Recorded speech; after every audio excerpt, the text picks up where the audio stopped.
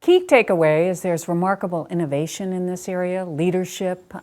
We have a number of organizations that are truly tackling head-on the issue of sea level rise. Another takeaway is that it's difficult to coordinate across jurisdictional boundaries.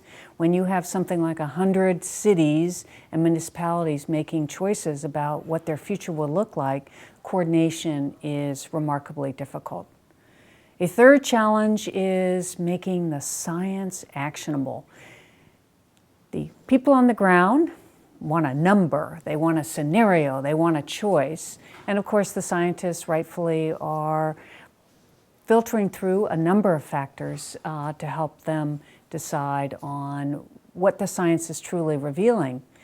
That gap between the choices that need to be made in current decisions and what the science shows can be frustrating. So there'll be a need for translation, consulting, some kind of means to get everyone to coordinate. Different choices, it was revealed as another factor, are being made across the Bay.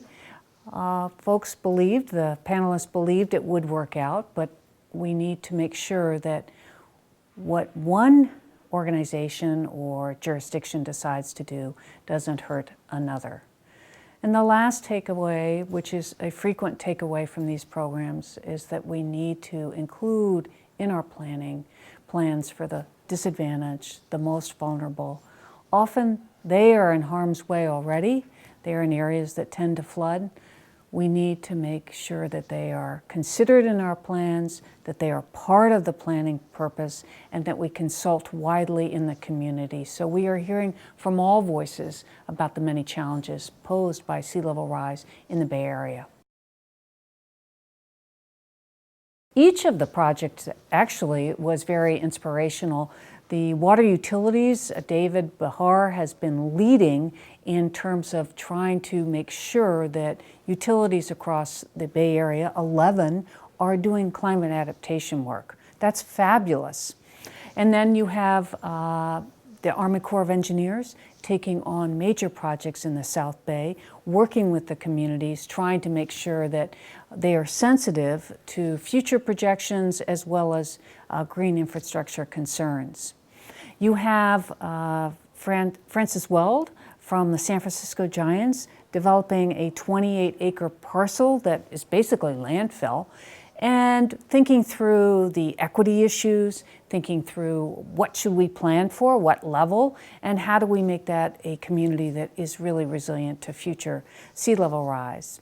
And then you have Mary Reckelhaus, who is an ecologist looking at cultural aspects of sea level rise, as well as pulling broadly from students, members of the community, to involve them in looking at the range of green infrastructure and other choices they can make with sea level rise. Len Matterman has taken on the responsibility for juggling 5 jurisdictions in a major watershed to come up with choices about what it should look like. Very difficult to handle that politically. He seems to be a master at it. And then also he is looking at the complex, very complex area of infrastructure, different types of neighborhoods, airports, transportation, wastewater treatment, all need to be attended to in that watershed.